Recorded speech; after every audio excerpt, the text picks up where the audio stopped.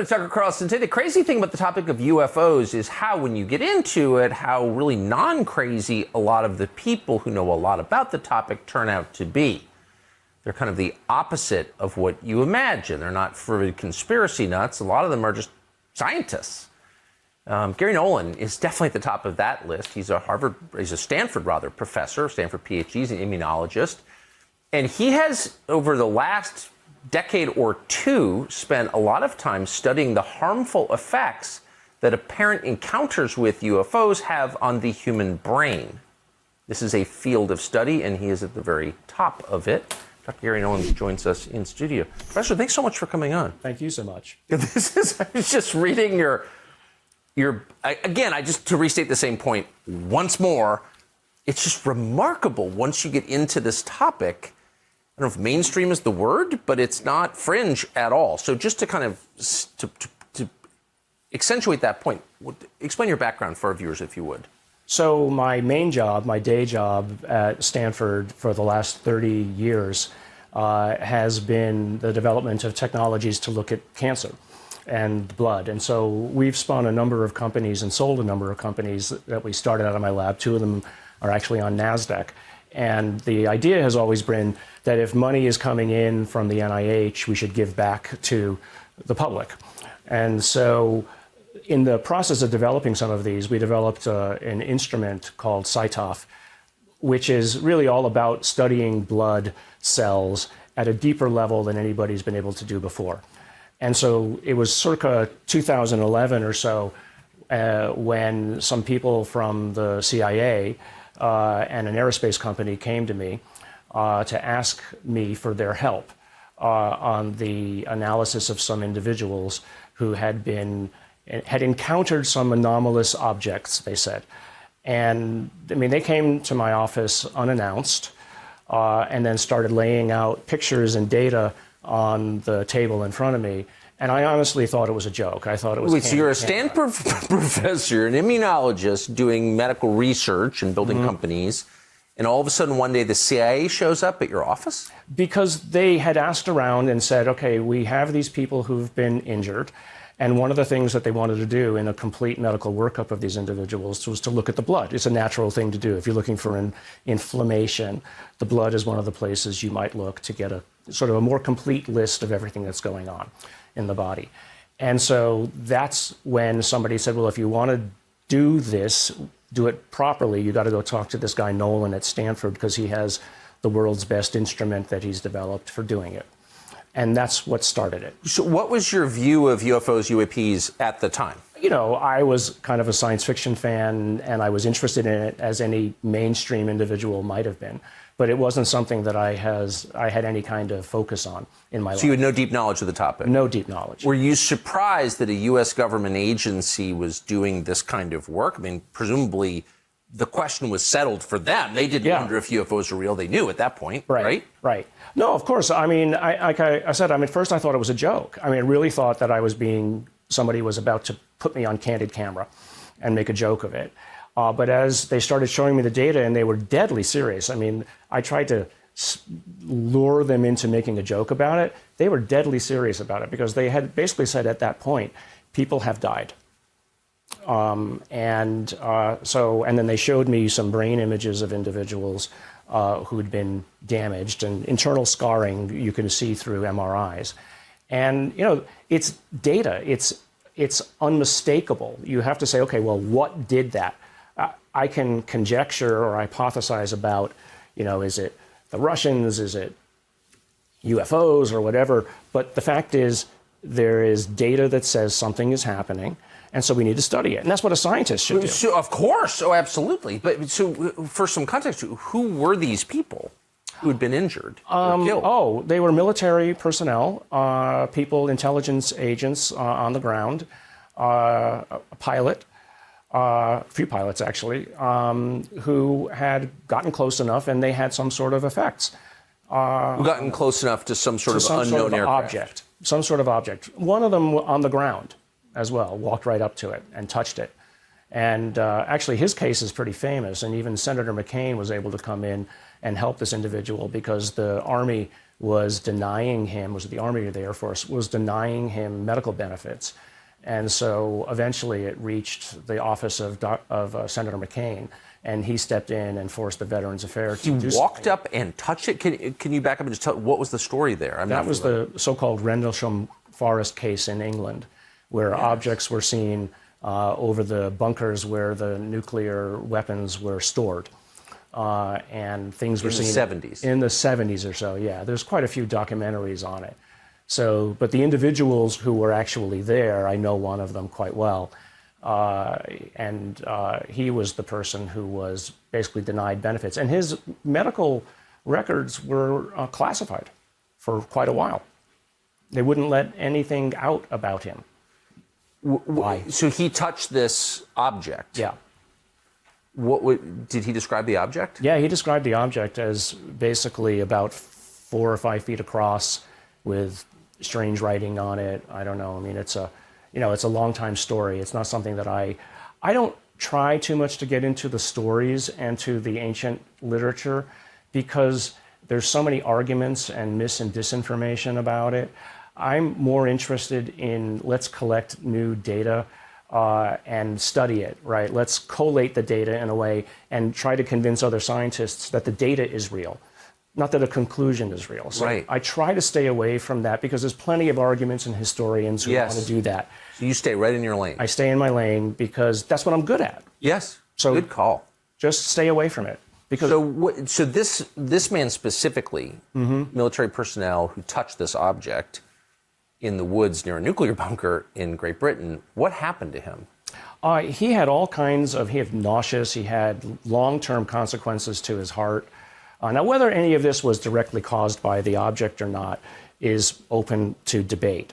But in the immediate aftermath of the interaction that he had with it, there were medical consequences. So you'd have to imagine that that somewhere back then something happened to him that he's still dealing with years later. I mean, long COVID as an example of yes. There can be a traumatic incident that occurs to your body, and later on you're still dealing with it. Well, with many of those. But part of the issue with him was sort of a PTSD that nobody would believe him. Right, and then when he tried to follow up it with the Veterans Affairs office, the medical offices, they just denied him coverage, which was ridiculous, because he served his country, and yet they were ignoring him. But the CIA believed him, it sounds like. Yes. Well, what happened is that a number of cases like this started becoming known, right? And so what happens is that these cases and events kind of trickle up the chain and then get moved across the DoD and put in a bucket, let's just call it the weird bucket, until enough of them have occurred that somebody says, okay, there's something we should be paying attention to. Havana syndrome is an example of that, right? That enough individuals in diplomatic offices, et cetera, were getting sick, and so there was a pattern beginning to occur and emerge. And so somebody realized, okay, that somebody is probably attacking our personnel in these offices, the diplomatic corps, et cetera. So those cases all end up over in a bucket where eventually somebody pays attention to it. And that was what then instigated them to come to me. Interesting. So how many cases roughly? About 100. 100? Yeah. Now, of those, about probably 80 to 90% of them ended up being actually Havana syndrome. So as we were studying these cases, the guy who was doing the work, his name is Kit Green. He's a neurophysiologist and is also associated with the CIA, used to be in the CIA. He was going back to what are called the diagnostic codes, because when you have a new medical issue, you start saying, okay, well, what happened to them? They've got this kind of phenomena. They got this kind of problem with their lungs, and they've got inflammation of the skin, et cetera. And you put them into these codes. And so it was around 2015, 2016 and we had up to that point in time called this interference syndrome. Something was interfering with these individuals. But then it became obvious that the diplomatic corps issues were happening and that many of the symptoms in those individuals, in the Havana syndrome individuals, matched some of or most of the symptoms that we had in our big bucket. Why? Because They were in the weird bucket at the time, and they just ended up being Havana syndrome, but that was good in a way because we were able to take those individuals out of consideration. I didn't have to worry about them anymore. It now became a national security concern. But the people who were remaining were the really interesting ones to me, because those are the people who claim to have interactions with UAPs, right? So it was kind of like in science, you first characterize, you collate into categories. Yes. The categories that are understood, you just step aside and put them aside, and they're handed off. Now it's a huge operation in the government to deal with those. In fact, the Senate Intelligence Committee just came out with a report this morning that has language specifically in it to look at the Havana syndrome cases and to understand it. It also has interesting, I don't know if you saw it, it also has language about UAPs and basically admonishing the Defense Department, saying, you guys have been dragging your feet, no more. Whistleblower language. There was also a situation where they want to go all the way back to 1947, they want all the Defense Department and the CIA, et cetera, to collect all the information around events that have occurred. They want all of, interestingly, the NDAs, the non-disclosure agreements, they want those all listed because the NDAs are associated to people, and that means they can start to name the people who have been involved. They want all of the information on the disinformation and the obfuscation that's been going on, and they want information about the medical harms that have occurred. Right? And that's all in the National Defense Appropriations Act for 2023. So this is way outside your lane, but since you've had so much experience dealing with all the people involved, maybe you have a theory. Why do you think DOD or the U.S. government more broadly has lied about this for so long? So I think that they were just afraid of admitting that they don't have control over the airspace. Yeah. That's one thing. But also, it's really back to what it is that I was saying before. We have the data, but we have, to the extent that there is proof that there's something else here, they didn't want anybody to know about it because they're scared of what the reaction might be. Yeah. No, it makes sense. I mean that's a human reaction. It's a human reaction. Yes. But the other point is, I think that's important to realize, is that when a lot of, let's say, these events were occurring and there's claimed crash materials that might have been collected, this went off to places like Lockheed and all of the big aerospace companies. They wanted to profit off of it. And many of them basically took a lot of the information, set it aside, and they decided, okay, well, we're going to profit off it. We're not going to tell Congress what this is all about, because if we do, then maybe we have to share this with McDonnell Douglas or something else. How could so if an aerospace, and I've heard this theory from very informed people, I don't think it's a theory, it sounds true, that if there are crash materials, and apparently there are, those reside in the custody of not the U.S. government, but of contractors that work for the U.S. government, aerospace, defense contractors. Right. McDonnell Douglas, Lockheed, et cetera. How could they profit off those materials? Well, one, they can continue to ask for black budget money. Oh. For it. Right. So, I should know this. I lived in Washington, right? Right. I mean, that's, the funding continues. The funding can continue. You might hope eventually that you can understand it, right? But and thereby profit off of it. But my point has been that whatever this stuff is hundreds of technology revolutions ahead of us and understandings of physics that we don't appreciate. Right. So it's kind of like, the old saw is send a cell phone back to a Neanderthal and see what he does with it. Pound rocks. Eats it, yeah. No, it's totally right. Fascinating. So it sounds like in the world that you live in, it is taken for granted, which is assumed to be true, that this stuff is real. Yes. Yeah, it's 100% real. There's just no doubt about it. The data is real. And this is what when I have these conversations with other scientists who have told me, Garry, you're going to ruin your reputation. It's like, well, my reputation has been always going against the grain, and look at where I am. I'm perfectly fine going against the grain.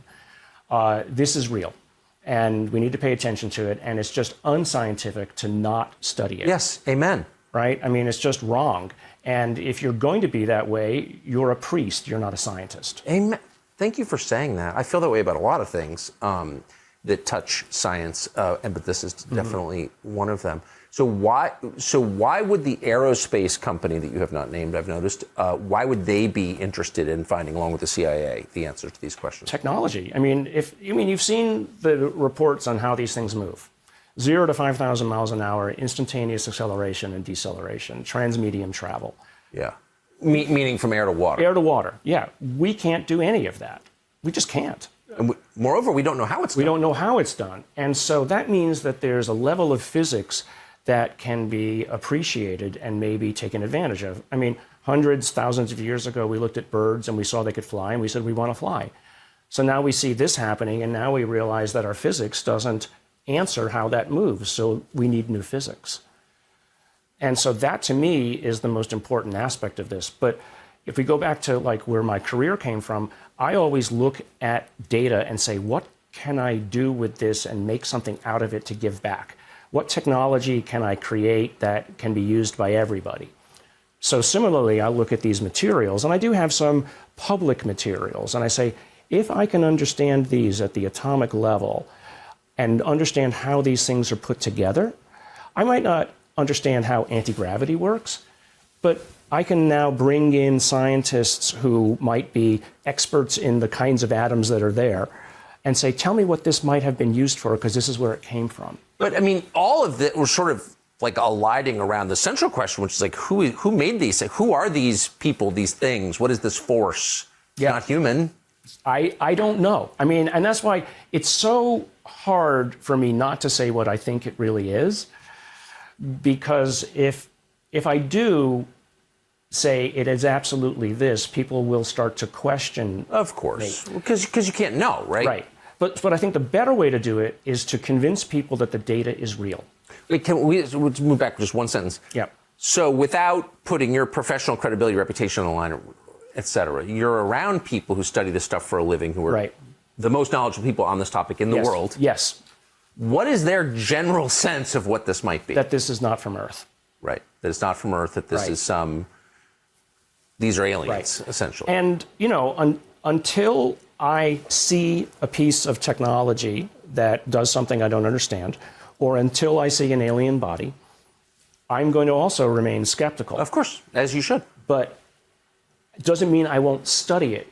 And people say, well, why, if you are so skeptical still, you're studying it?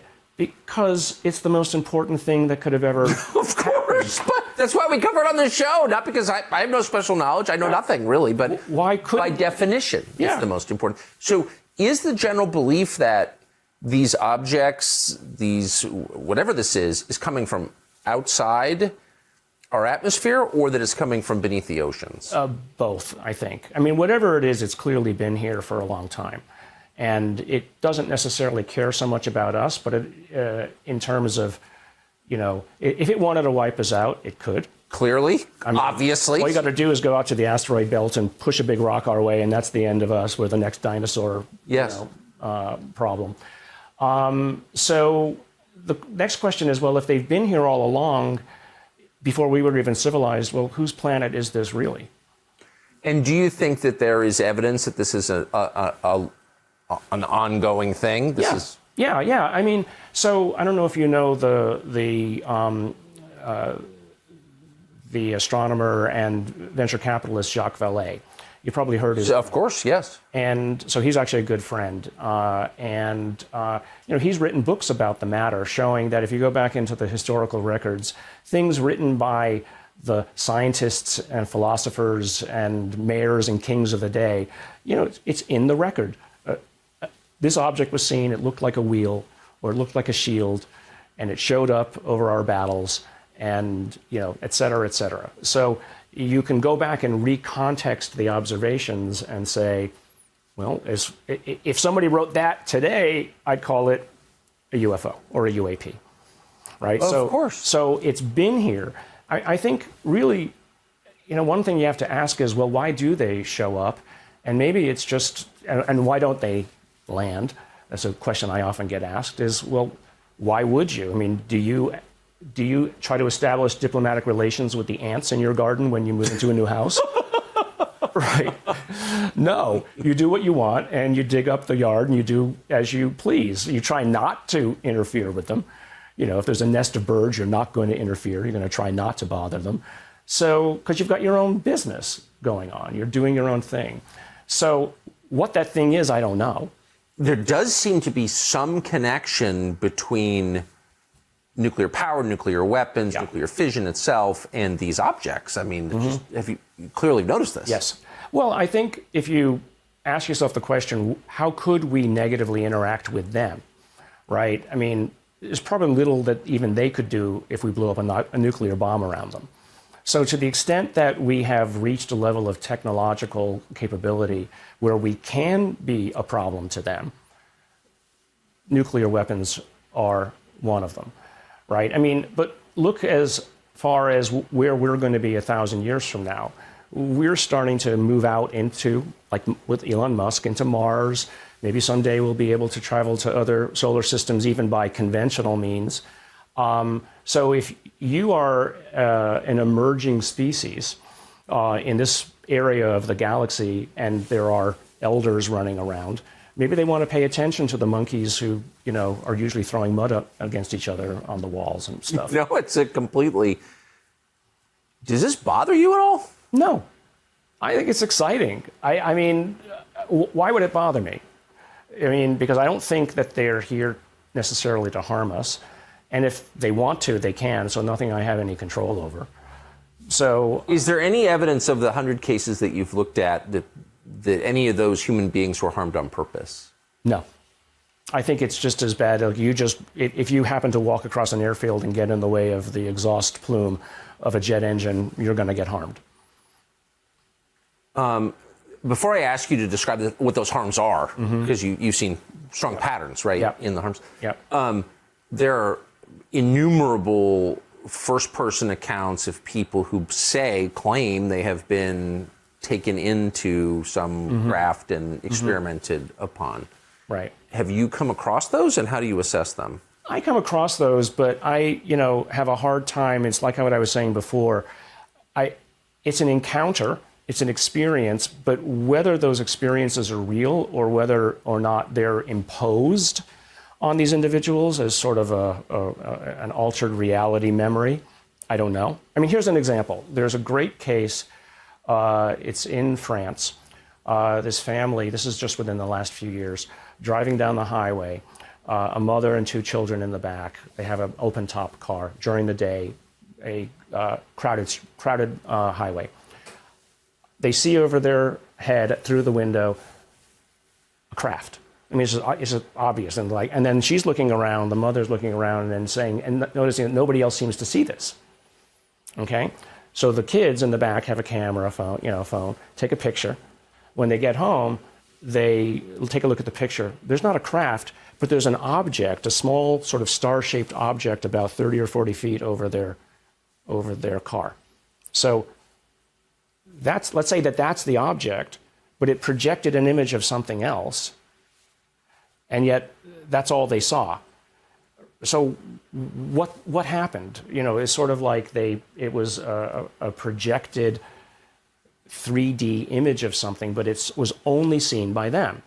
So, when you start to hear many of these cases, and Jacques Vallée talks about this a lot, that whatever these things are, seem to have the ability to project altered reality into people's minds. I know that sounds crazy. And I'm just repeating the stories. Well, no crazier than any other thing that we've been talking about. Right. I mean, it's all outside the bounds of what we understand as science anyway, right? Yeah, I mean, and I have the picture that they took of that star-shaped object and the story. And Jacques had been the person who went and did the interviews for it. And that was sort of a mind bender for me. The first time that I had seen evidence of something that was different than what people had perceived, right? And so this notion of projected reality is something that really has to be part of the discussion at some point. So there have been, over centuries, many centuries, reports of livestock being killed, drained of blood, in conjunction with sightings of these objects. Right. Have you come across anything I mean, like that? I know of it, and I know the woman, Linda Moulton Howe, who did a lot of these original studies. Again, it's data. I don't know why anything would want to do that. Right. I really don't. And I don't know how it fits into the big picture of this, because there's so many moving parts. It's very hard to create a consolidated story about it. And, the only way that I can create a consolidated story is to say that there's more than one thing here. Right. Right? That these things are somehow in tension with each other. Much like when the colonial Europe went around the world into Africa and India, et cetera, and basically were fighting each other, England against Spain and France, et cetera. Maybe that's a little bit about what we're seeing here, is that these things are in some kind of tension with each other and that there is no unifying motivation. Is there evidence that there's a lot of this kind of activity undersea? Yes. Yeah. Plenty, right? The sonar images show these things moving at speeds a dozen times faster than our fastest submarines, with no cavitation, right? No basically bubbles behind them, because the movement would create a vacuum and would, basically make a giant bubble, and we'd get this noise. No noise, just sonar images. So, given your background in science, is that explicable? No. No, it's not. No. Okay. You have to imagine the new kinds of physics. But interestingly, the physicists have come up with a unifying, let's say, mathematics for what these things might be doing and how they're doing it. Huh. Does it make sense to you? Yeah. One of them is called, there's actually a Mexican physicist. He has worked out the equations for a warp drive. We can't do it. The amounts of energy required are extraordinary. It's called the Alcubierre drive. But then there's a number of other individuals who have then taken his equations and shown that, that it actually explains how these things might be moving. But there's a lot of data from underwater. Correct. But get that out of the Navy. And that's part of what the announcement today was all about. This idea that Congress has said, enough is enough. We want the data. You're not going to hide this anymore. We're going to give anybody in the entire DoD and intelligence community a secure channel by which you can actually report this. You can basically set aside the NDAs or oaths that you've given, because you're basically reporting it to us, and it'll be given to the Senate and the congressional leadership. Yeah. Right? And this is the first time ever that this has been done. It's about time. So, if anybody wants to question whether this is something to pay attention to, you have to realize that these are the senators and congresspeople who, behind closed doors, have seen the classified briefings. Right? They're the people who've seen this in a way. They've seen stuff I haven't seen. And some of them come out, and their eyes are wide. Yes.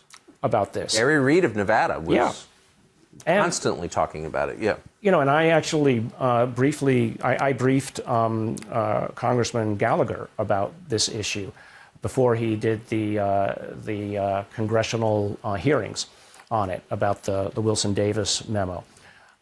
And these people are taking it seriously, and you have to. Amazing.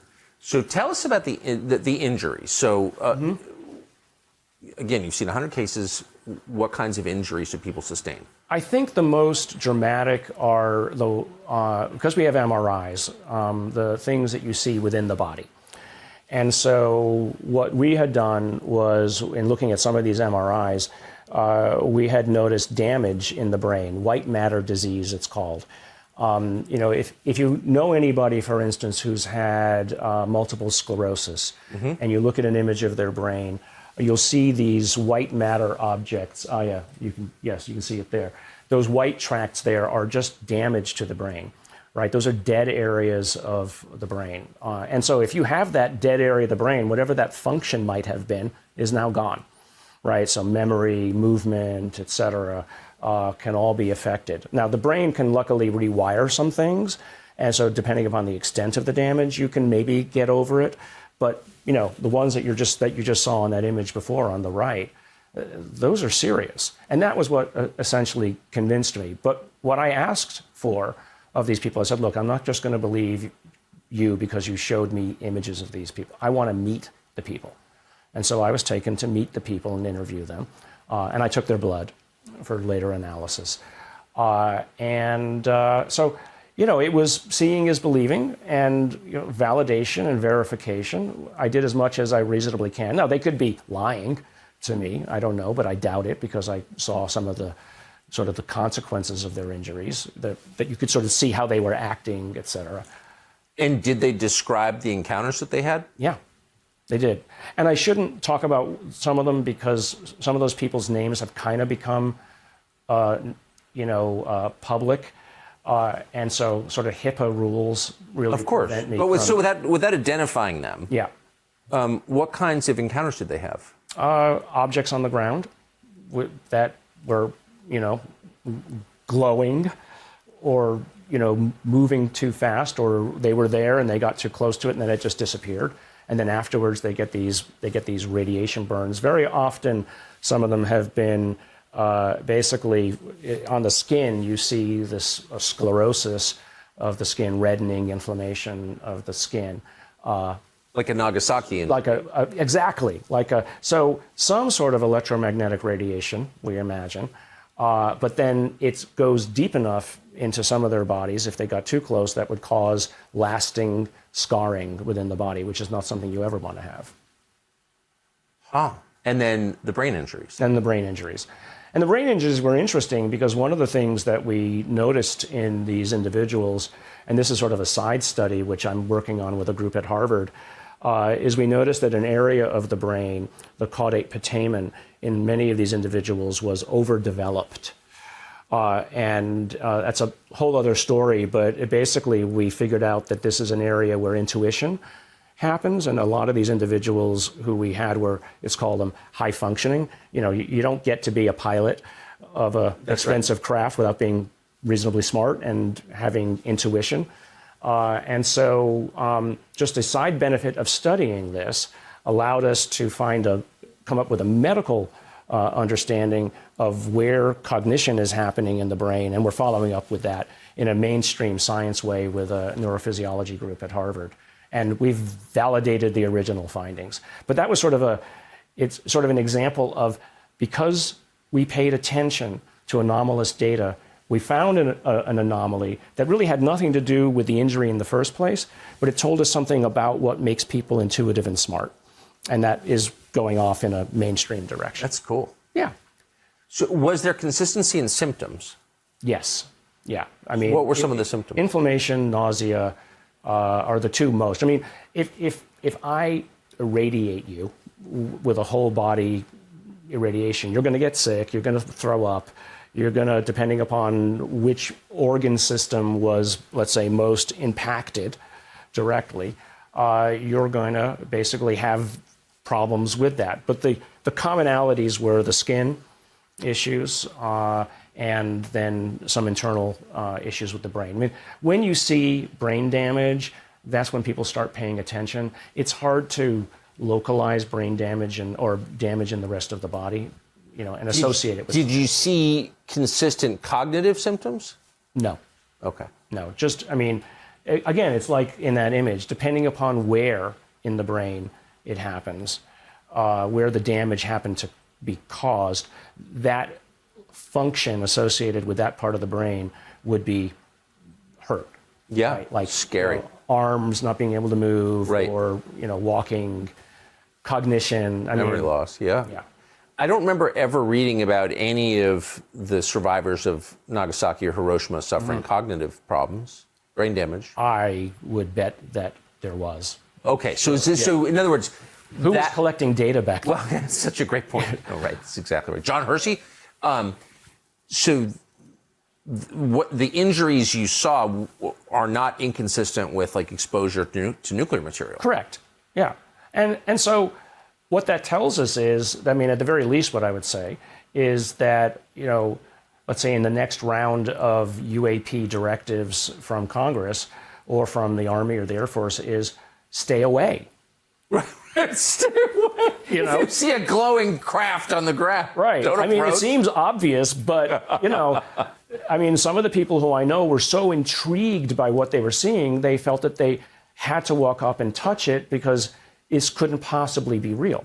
I mean, I would probably be in that category. Oh, me too. Oh, totally. And so, you can kind of understand, but I mean, I think one of the directives is until we know what is going on, stay away. I mean, for all so we know, put a warning label on UFOs. Yeah, I would. Demand that they wear seatbelts. Did any of the people you interviewed? I just can't believe you've had this experience. I cannot. I was just to backtrack. I can't believe you're in your office at Stanford. The CIA shows up. It is out of a movie. And just turns your life in this amazing direction. But I wish that would happen to me. Did any of the people you interviewed see anybody in control of these craft? See any? Not in these cases, but in the injury cases, I do know of cases non-injury associated where things were seen. What kind of things? Little beings. I don't know what to say. I know it sounds crazy. I'm just interested in what the eyewitness accounts say. Yeah, the eyewitness. You're not ratifying this. I'm not ratifying it. No, the eyewitnesses always talk about something about that tall, right? With, they call them the Greys. I don't know what to say. But with humanoid features. Humanoid features. Now, I have a problem with humanoid features because, one of my backgrounds is evolutionary biology. Yes. And so I don't see the possibility of something else evolving on another planet that looks like us. Unless God is intervening in very specific ways. Almost anything, an octopus could become intelligent and fly around the universe. So I think that part of what we're seeing here, I mean, look, if you're an intelligence, are you going to go down on a planet with a bunch of angry monkeys who might kill you? No, unlikely. You'll send some intermediary. Well, what kind of intermediary are you going to send? You're going to send something that maybe almost looks like them, but isn't them. So I think, and this is, again, from inside the intelligence community, most of what we think we're seeing are avatars, biological robots that are basically put there to be the minions, if you will. And that's the current view of the intel community. It is a hypothesis. To me, if I were going to another place, or if I were going to study a native tribe of, let's say, cannibals, maybe I wouldn't show up in the middle of their village so that I don't inadvertently become dinner. Yes. Right? So you would send an intermediary first. But I've used this example. I don't know if you know Lex Fridman. You probably know Lex Fridman. He's an interviewer. He's an AI scientist at Stanford. I did one with him. And using the example of the ants as well. Let's say that there were a race of intelligent ants at the bottom of your garden. How do you tell them about Instagram? Right? How do you talk with them? How do you interact with them? You would probably make something that looked almost like an ant, and you'd put it down there. But then how are you going to interact with them? Well, with pheromones, that's how they talk. But you do something else, right? You're speaking about whatever it is you talk about at the dinner table, but to translate down to their terms, you would have to use some sort of an intermediary. So it's kind of a lost in translation problem, right? You want to put something there that can interact with them so that they can know that there's an object. But you, for instance, you're not going to show up and put yourself in danger. I wouldn't. I mean, we send drones. You understand what I mean? Of course, I'm tracking intently. I just wonder if this has changed your perspective. It's changed everything. I look at everything now and wonder what's going on. But it also sort of, by comparison, makes a lot of the things that we debate or fret about seem pretty small. Right. And I think Ronald Reagan had a conversation with Gorbachev back in the days of the Cold War, where he said at one point, if aliens showed up, would you work with us against them and drop the Cold War? I mean, that's a recorded statement. He got in front of the UN and said something similar. And that all came from a sighting that he had when he was the governor of California, right? So basically what he was saying was something like this could bring us together. I mean, what law can you remember in the last year or two that has complete bipartisan support? This. Yes. right? This has brought people together. And people say to me, well, why are you talking about it on this show or that show? I said, because this is above politics. Yes, it certainly is. It has to be.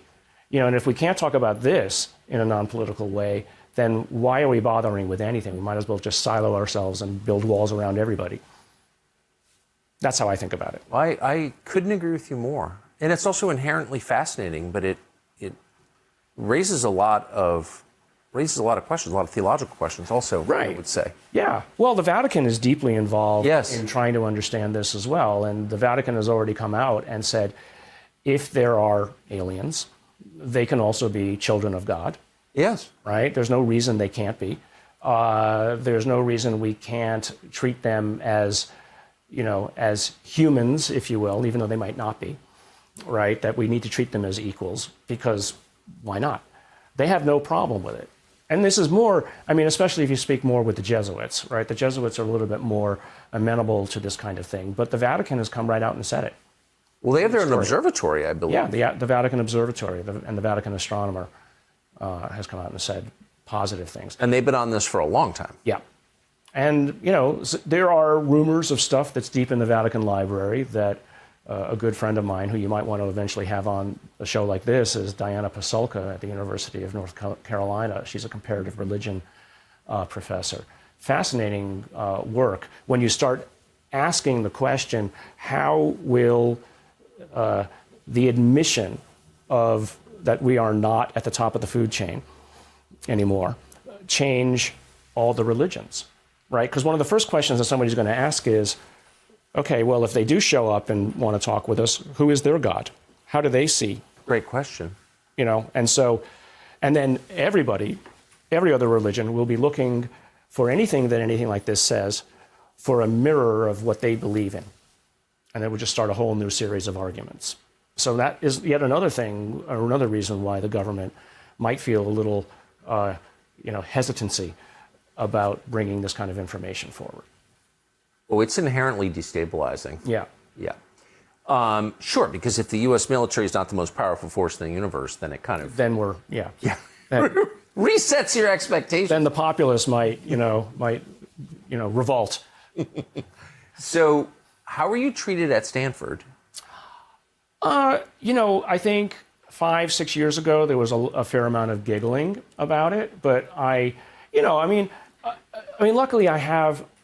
frankly, a really good reputation as a serious scientist. Like I said, I've commercialized a lot of the things. The stuff we do is, cutting edge. I don't want to pat myself on the back too much, but it's cutting edge. So people are like, okay, well, so this is actually what's brought over some people is if Garry thinks this is real, maybe we should be paying attention to it. Well, here's an example. So I'll go give a talk in Boston, and a bunch of professors will take me out to dinner. Inevitably, after one drink, this question comes up. And not to make fun of me, but to have a serious conversation. And almost inevitably, one of the group has said, "Yeah, well, I saw something when I was a kid." Right? Or one of them comes up to me afterwards and says, "Garry, this." Right? So if you give people permission in a place where they will not be ridiculed, you have a much more open conversation about a subject matter that's so important. And for many people, you call them experiencers or you see something like that. I saw something when I was very young, when I was 12 as a paper boy. Went right over my head. And what did you see? Where were you? This is Connecticut. What town? Windsor. I know it. Yeah, you went to Trinity. Outside Hartford, yeah. Yeah. Windsor Locks. Windsor Locks. And it was early in the morning. I was delivering newspapers. I was walking through the woods between one street and another. The Hartford Current? Hartford Current, exactly.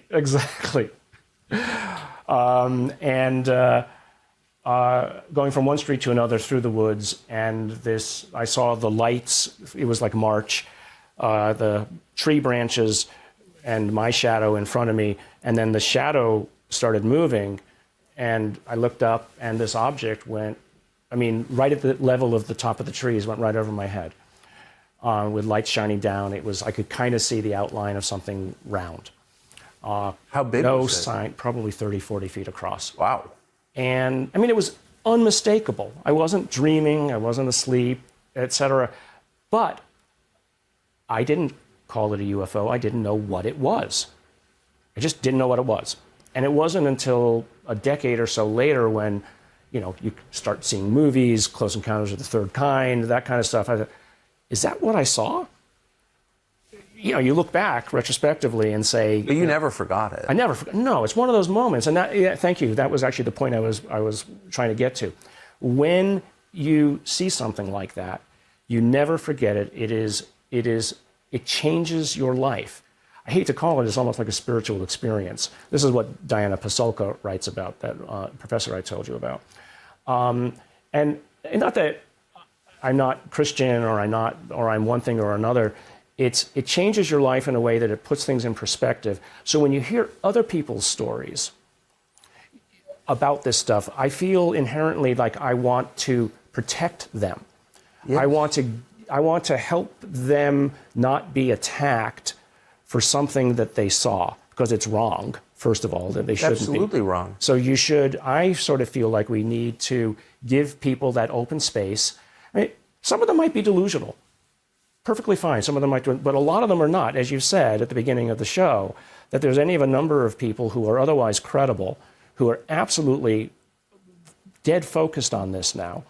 And so, through the efforts of Lou Elizondo and Chris Mellon and many others on the inside that unfortunately will not ever be known in the roles that they've played to bring this forward, they have given a level of credibility to this that has opened the area up for all kinds of people to move in.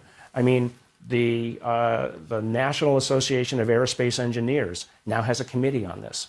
It's a 50,000 strong or so union of scientists, right? NASA has come out and said that you probably have seen this, that they're studying it, right? They're saying this is worth study. And they use the same language that we've been pushing. It's data, it's science. Scientists should be interested in things that they don't understand, and we shouldn't take anything off the table. Right? Doesn't mean scientists should be interested in things they don't understand. Right? That's the whole point. That's the whole point of it.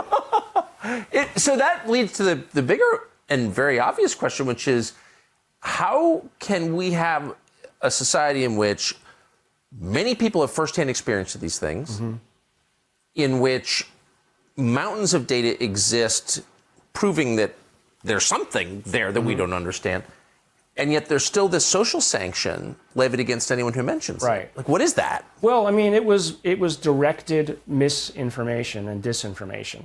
And so one of the things, you might want to look at the language of the new bill that just came out today. Literally, Lou sent it to me, exclamation points, saying, we want you to catalog, the intelligence services, all the attempts at obfuscation and disinformation of the U.S. public that you have been doing. Beginning with Roswell. Beginning with Roswell, 1947. Right. Actually, there was a case 2 years before Roswell, but that is not really very well known. Where was that? Trinity, actually. It was just very close to Roswell. Trinity, New Mexico? New Mexico, yeah. Interesting case. But, the reason why that's important is because, people's lives were ruined, right? People's careers were derailed. And, it's not that we need to go back and fix all of that and, come up with some kind of, monetary compensation for those individuals. But I think vis-a-vis the PTSD issue, sometimes people just want to know that that when they were called crazy, that somebody finally says you weren't. Of course. But going forward now, I mean, we might not be able to fix the past, but let's not recreate the past. And the truth is worth telling for its own sake. Yeah. It's a virtue to tell the truth, period. And, it's interesting. I think, I go around and I will talk to people about this issue. So many people have not heard about this that it kind of surprises me in a way because, I would be interested in it. But then I realized if it isn't affecting the bread and butter issues at their table every day, why should they care? Right? And so, I think that those of us who are in the middle of it need to realize that we do live in a bit of a bubble, and that the rest of the world is trying to just survive. And whether or not there are aliens or whatever, it's not going to change. When it changes their lives, then they might pay attention. right? So, I mean, it is still something which the public finds fascinating. And, you know, if you do a public survey of it, if you were to list that amongst the things that, do you think this is interesting? People would check yes, it's interesting. But they aren't actively going out and seeking answers yet, except it's begun now to open up to the point where the government has said, yes, it's okay. Now scientists are saying, okay, it's okay now. All the people who are kind of in the closet are now coming out and saying, but it's been almost 80 years. Yeah. And even before that, I mean, pilots throughout the Second World War, they called them Foo Fighters. Yes, you know, right. So, so what we're seeing is this entire edifice of lies starting to crack. Right. And clearly it's coming down. But, you know, that disinformation manufactured by propagandists in the U.S. government has been taken as truth for generations. Right. So knowing that, and that's true, we know that. Yeah. Does it get you reassessing anything else we think we know?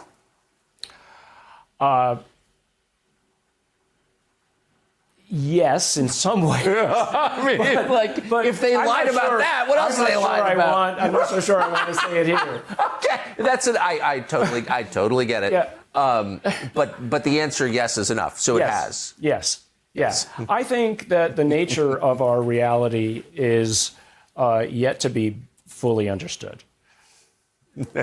I think that's, you know, that there's a lot of things that people think are fringe that appear to have some evidence. And my interest, frankly, has been, can I place this fringe object in the mainstream of science, right? Can I come up with some kind of explanation about how this weird stuff people think is happening can be real, right? Not that I have to believe it, but what I want to do is place it into our physics or find a bridge and a connection to it so that we can explain it.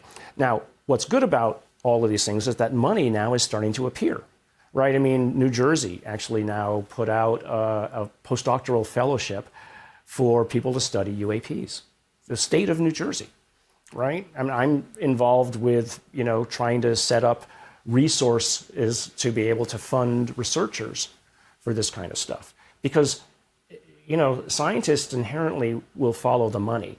I can't take my NIH dollars and go study UFOs, right? I mean, I have a certain box I have to stay in. But I do have money from an endowed chair that I have, which is, I can do anything I want with. It's $400,000 a year. And I have talked to the donors, and they're fine with me using some of this to study UFOs, right? So I have the money to do it. I've also spent a lot of money out of my own pocket on it. But now that there is going to be, let's say, validation, you know, the National Science Foundation could get involved. Lockheed might want to do. You know, one of the things that's actually in this new bill is calling for, I think they use the word, a cadre of academics and scientists who would advise the intelligence agencies on all of these issues, not just UAPs, but other things, for the first time, because there are so many barriers for this. But one of the things that I wrote a white paper for some of these committees, and I called for that. I said, you need to bring the scientists in. Not that we know better than anybody else, because most scientists can actually be dorks. It's because you want that outside opinion. You want the crazy opinion, because you just want it on the table sometime, because it might be true. And, you know, when you do have a decision to make, you don't want it to be a political decision at some level. You want it to be science, and you want to use the best science to inform the politics and the policymakers so that they have the information at their disposal. But we don't have it yet. So now we do. Now it's starting to come. And it's literally in the bill today that says we will now try to establish and find ways to bring scientists on board in secure manners, right, with classified access, because I don't want to give it to the Chinese. I certainly don't want to give it to the Russians. Yes. Right? So obviously this information has to be vetted, whatever we might learn. But then at some level, though, you need to get the information out to academics, because the silo approach of the last 80 years has not worked. Having one piece of it at Lockheed, having another piece of it over here, another piece of it over there, they can't talk to each other, right? By definition of how these things are set up. That isn't how a laboratory works. That isn't how science works. I need to know all this other stuff. Of course. And so We need to find a way to declassify enough things so that the collective smarts of the country can come to bear on it to hopefully use it. I mean, I come back to constantly, if there's something here, can we use it? And can we take advantage of it? Well, first for the country, and then for the planet. That's just my interest. That's always been my approach to life. I think the most heartening part of this conversation, not only has it been fascinating, but is the confirmation that science still exists, scientific thinking, the open-mindedness that science requires still exists. It's not all just superstition. Right. And reflexive political orthodoxy. So anyway, I'm grateful that you're doing this. I'm grateful you're taking it so seriously at Stanford. Yeah. And above all, I appreciate your telling us all this. Thank you very much. Nolan, thank you very much. Appreciate it. Amazing. Tucker Carlson is the name of the show. New episodes 3 days a week on Fox Nation. Of course, every night, 8 p.m. We will see you on the Fox News channel.